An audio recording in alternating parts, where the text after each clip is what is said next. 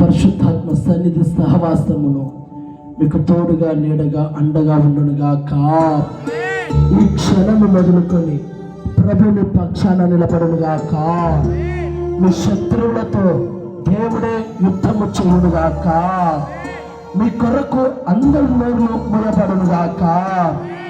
మీ పక్షాన నిలబడి మీ పిల్లలు చెడిపోకుండా పాడవకుండా ప్రభు కాపాడునుగాక. దేవుడు ఇంతవరకు ఈ ప్రార్థనను ఘనంగా జరిగించిన దేవుడికి చేతులెత్తి స్తోత్రాలు చెబుదాం.